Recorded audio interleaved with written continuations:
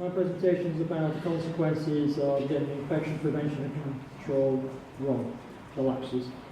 And I want to talk to you about not numbers, not statistics, but real people. And I will show you photographs of those real people. And I think you'll be quite surprised when you see one slide that stands out quite dramatically. And of course we have had situations where we've got infection control wrong. However, we've lived with bacteria since we first started walking on this planet. But they've been around much longer than we have. And Reed Dugals wrote in a book, since the days of the caveman, the earth has never been a garden of Eden, but a valley of decision where resilience is essential to survival. And to grow up in the midst of danger is the fate of the human race. And the pace of microbes has been one of survival and danger. And it has. And if you look back in history, we have battled these things ever since that day. Fleming gave us a huge leap forward in 1928. And we actually got well ahead of the curve. However, we still got infection control lapses in the system. We all remember Mason and Tunbridge Wells. 99 people died in this hospital, or 90 patients died from C. diff. Believe it or not, the staff at that hospital, when they did the inquiry, thought that if they used the gel, it would kill C. diff. In fact, it made it worse. Education played a huge role there. Even though we had the hand hygiene campaign, the clean your hands, we didn't get the message across properly. And of course you have the situation where the patients were all crammed together. But we got it wrong. And 90 families lost a loved one. But we never learned from that. Because not long after, we had the Miss Staff's disaster. And we've had the Robert Francis report. And he made 270 recommendations. Can anybody tell me how many have been implemented throughout the NHS? Nobody going to put a figure on it. Well, I can tell you this, it's a nice even number. It's circular. 0. We've learned nothing again. If there was any other industry, it would be huge problems. Believe it or not, in these two disasters, these two debacles, we've lost more patients than Pittsburgh in 1970, Piper Alpha in 1985, and the Tenerife air disaster. All three of those had huge impacts on those industries. Flixborough was a chemical industry that was completely changed after that. The Piper Alpha incident in the North Sea completely changed the oil industry and its safety procedures, and the airline industry had to change dramatically after two brand new Boeing 747s colliding on a runway. We cannot afford any more of these, because these, again, are real people. And these are just some of them. If you look at that photograph, can anybody tell me what it says?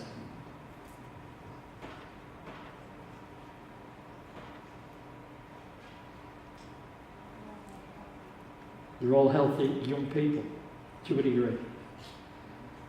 Quick summary of some of them. If I can make this thing work.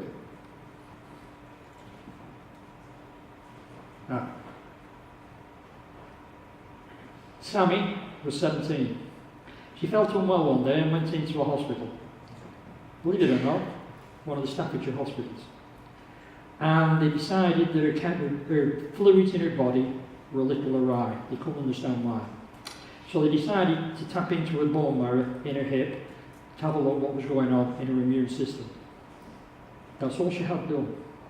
She got an infection called MRSA, and she died 2 weeks later. Her mum, if she was here today, would tell you Sammy was a slim girl who looked like the Michelin Man from the advert, completely blown up.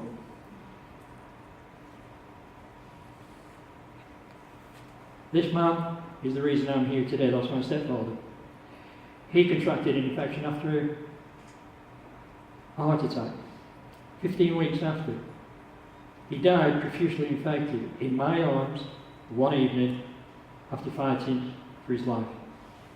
But believe it or not, the hospital never even informed the family, even though they knew for 10 days before he died that he was diffusely infected with MRSA, and didn't even try to treat it.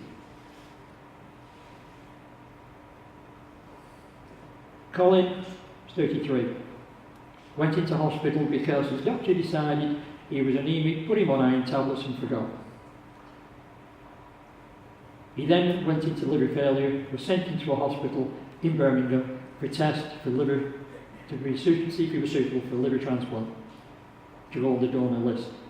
All he had was an IV line in his arm. He was supposed to be in 4 days. Colin was in hospital for 8 weeks.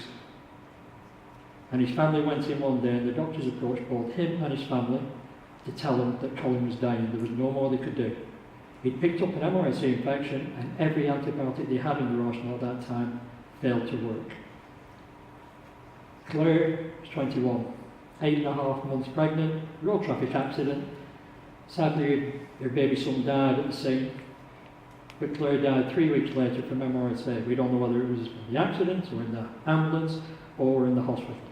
But she contracted the infection and she died. This lady was a dentist, community one, and the dentist failed to recognise good infection prevention and control in her home, in Pat's home, and she contracted an infection, and she's the only one of all of these that actually has the cause of death on her death certificate as an infection from an antibiotic resistant bacteria.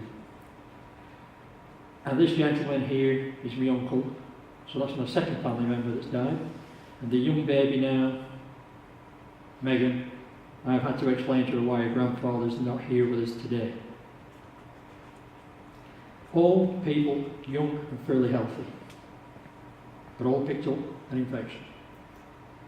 And the consequence is, my family, is that my mother goes to my stepfather's grave every day.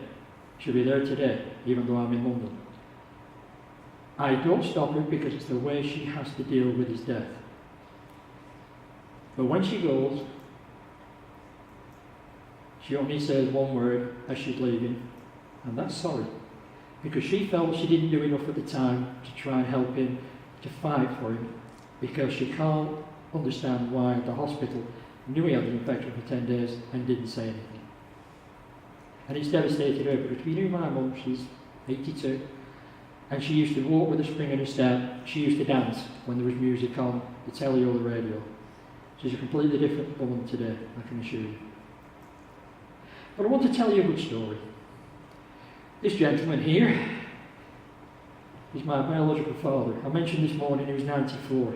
Believe it or not, he won't let me use a photograph of him now, because you can imagine what he's like, 94, a little bit bent, and he said, "You are not showing anybody my photograph now. You can show them when I was young and good looking and in my uniform." But he lived in an era when there were no antibiotics, because we were born in 1922. And he fought in the Second World War at 18 in 1940. And he told me, in Burma, they lost more soldiers to infections than they actually did to Japanese bullets. And believe it or not, antibiotics changed the course of the war because it gave us an advantage that troops could be saved from simple infections and then sent back into the field. But my dad, 5 years ago, got an infection from contaminated meat and turned to sepsis. And thankfully the staff that treated him were very good all the way through. And they managed to save him. He's now at home at 94, a pain in the rear end, enjoying life to the full, independently, not a burden to the state, but his family now look after him and go round. So we can get this right. We can prove it. Given the right circumstances at the right time and everyone doing the right thing. But what impressed me the most when my father was in the hospital was the hand hygiene complaints. It wasn't just the staff. It was the family, the visitors. It was explained to them. It was even explained to the patients. Now, some patients you can't. My stepfather was in a coma, so you couldn't explain to him. But they never told me or my mother about hand hygiene in those days. But with my father, they did. So we have come a long way. But we saw 1 or 2 lapses in infection control in there, and we fed that back. It wasn't a complaint, it was actually feedback. Because when a patient comes to you and tells you something's wrong, it's not a complaint, it's a free consultancy. They're actually telling you where the system's failing, because they use it. Because we must remember, Newton's third law is for every action, there's a positive and negative reaction. My father's case shows what can come from positive things. But it's true. My action today, talking to you, will have a reaction with you, no doubt. Good or bad, I don't know. Because infections are like ripples in a pond. It doesn't matter what one person does. If you're working in a team, you all have to do the same thing. I've learned that in my industry, and that's the nuclear industry. I can't do things in isolation. I have to have that team with me, working with me. I also have to see that they're doing the right thing all the time. Because if we do, we can reduce infections in our hospitals and save patients the agony of contracting that infection and families from losing people from things we took for granted not that long ago. Because it's not just about us. I've talked about those patients that have been affected. I'm going to talk to you now about those that are not affected yet. And that is the future generations. Your children, my children, your grandchildren, our grandchildren. Why? Because bacteria don't know any boundaries.